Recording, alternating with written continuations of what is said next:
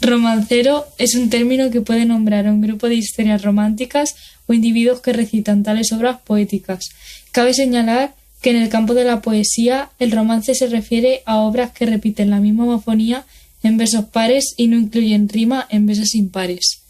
En otras palabras, el romance es una combinación de ritmos compuesta por versos de 8 sílabas, que se caracterizan por la armonía en los versos pares, mientras que permanecen sueltos en los impares. A juzgar por esta combinación, este tipo de poema se llama romance. El romance apareció como parte de la narrativa oral y alcanzó su mayor popularidad en el siglo XV. En ese momento, estos poemas comenzaron a compilarse en una colección llamada Romanceros. Además de estos datos expuestos, es interesante conocer a otras personas y de igual forma es muy importante saber qué es el romance. Se cree que el primer romance que se produjo se originó en la famosa canción de Gesta. Se reconoce por un lenguaje muy sencillo, por lo que resulta a la vez interesante y atractivo. Determina que hay 6 tipos básicos: lírica, expresiones en tono del amor; dinastía carolingia, basada en los méritos de los héroes galos; frontera, que cuenta lo que sucede fuera de la frontera; romántica, que involucra un tema de ficción. Las leyendas son leyendas populares.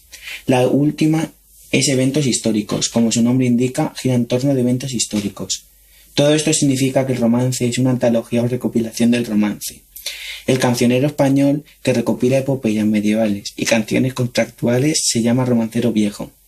En concreto, podemos determinar que se trata de una obra compuesta por un total de 18 relatos románticos, con Andalucía como trasfondo.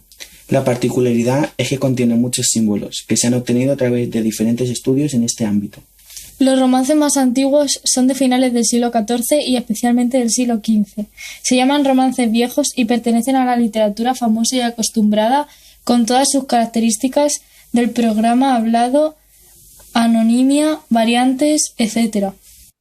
Llamamos antología tradicional al todo de romances anónimos medievales cuya importancia acontece en el centenario XV para diferenciarlo de la recopilación nueva que componen los grandes poetas de los siglos XVI y XVII, como Cervantes, Lope de Vega, Góngora, Quevedo, etc., seducidos por este estilo de métrica. Está constituido por centenares de romances que cantaban los juglares y el de casta desde mediados del siglo XIV y a lo largo del siglo XV, desplazando por lleno a los extensos cantares de gesta que habían cautivado a las gentes durante los 2 siglos anteriores. Según la teoría más admitida, los romances más viejos proceden de ciertos fragmentos de los antiguos cantares de gesta, especialmente atractivos para el pueblo, que los retenían en la memoria y después de cierto tiempo, desgajados del cantar, cobraban vida independiente y eran cantados como composiciones autónomas con ciertas transformaciones. En las palabras de Menéndez Pidal, los oyentes hacían repetir el paisaje más atractivo del poema, lo aprendían de memoria y al cantarlo ellos, a su vez, lo popularizaban, formando con esos pocos versos un canto aparte, independiente, unos romances. Son los llamados romances épicos tradicionales. Más tarde, los juglares, dándose cuenta del éxito de los romances tradicionales, compusieron otros muchos, no desgajados de un cantar, sino inventados por ellos, generalmente más extensos y con una temática más amplia. Los autores desaparecen en el anonimato, y la colectividad, plenamente identificada con ellos, los canta, modifica y transmite. Estos últimos se conocen con el nombre de romances juglarescos. Según la teoría de Menéndez Pidal, los romances tienen su origen en la descomposición de los cantares de gesta. En los siglos XIV y XV, los cantares de gesta decaen. Los cantares de gesta compuestos en los siglos XI y XII recuerdan y exaltan a los héroes y a sus batallas, y los juglares los cantaban ante un público que eran los señores y vasallos del castillo feudal.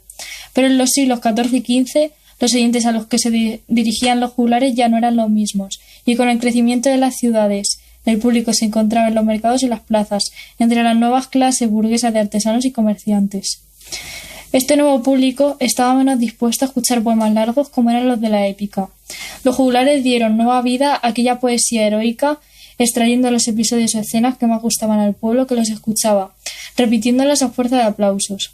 Así se desgajaron de los cantares de gesta unos fragmentos que fueron quedando en la memoria popular, pasando de generación en generación, hasta que la imprenta los fijó, quedando en el estado que hoy los conocemos. Estos son los llamados romances tradicionales. Viendo el éxito popular de estos romances tradicionales, los juglares crean otros, llamados juglarescos. Estos nacieron independientemente de los cantares de gesta y se transformaron luego en un mismo proceso de transmisión oral.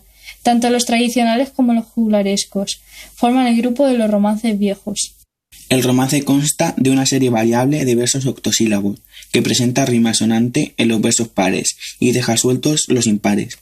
El origen de esta composición estriba en la partición de los versos de 16 sílabas de los cantares de gesta, en dos hemistiquios, que es la mitad de un verso, especialmente cada una de las dos partes de un verso separadas o terminadas por una cesura, de 8 sílabas, separando por una cesura, que es la pausa entre estos dos hemistiquios.